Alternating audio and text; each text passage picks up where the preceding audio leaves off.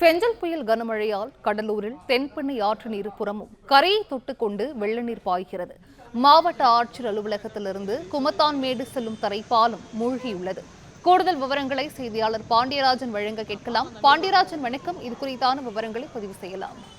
திருவண்ணாமலை பகுதியில் பெய்த கனமழையின் காரணமாக சாத்தனூர் அணையின் இருப்பை விட அதிக அளவிலான நீர்வரத்து இருந்ததன் காரணமாக நேற்று நள்ளிரவு 1,70,000 கன அடிக்கு மேல் நீர் திறக்கப்பட்டிருக்கிறது. தென்பெண்ணை ஆற்றில் வெள்ளப்பெருக்கு ஏற்பட்டிருக்கிறது. விழுப்புரம், கடலூர் ஆகிய 2 மாவட்டங்கள் வழியாக தென்பெண்ணை ஆறு வரக்கூடிய பகுதிகளில் கரையோரம் இருக்கக்கூடிய மக்களுக்கு வெள்ள அபாய எச்சரிக்கை வழங்கப்பட்டிருந்தது. இருந்தாலும் அந்த 1,50,000 கன அடிக்கு மேலாக அந்த நீர் திறக்கப்பட்டது பிறகு ஆற்றினுடைய வேகம் அதிகரித்திருக்கிறது. விழுப்புரத்தில் பல்வேறு பகுதிகளில் சூழ்ந்திருக்கக்கூடிய அந்த மழை வெள்ளமானது தென்பெண்ணை ஆற்றின் வழியாக வருவதன் காரணமாக அந்த தரைப்பாலங்கள் மூழ்கி இருக்கக்கூடிய அந்த காட்சியில் நாம் பார்த்துக் கொண்டிருக்கிறோம்.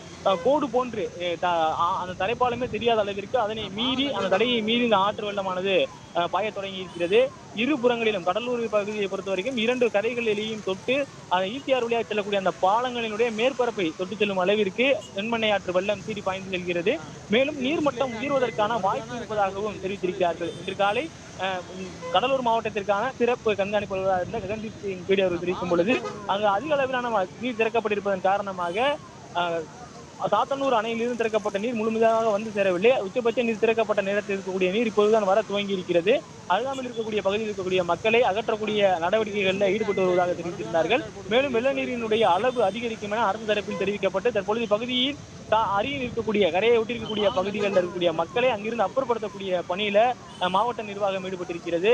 தொடர்ச்சியாக அந்த பகுதியில மழை பெய்ய விட்டிருந்தாலும் இந்த சாத்தனூர் அணையிலிருந்து திறக்கப்பட்ட நீரினுடைய அளவு அதிகமாக இருந்ததன் காரணமாக தற்போது தென்பெண்ணை ஆற்றில் வெள்ளப்பெருக்கு ஏற்பட்டிருப்பதாக தெரிவிக்கப்பட்டிருக்கிறது.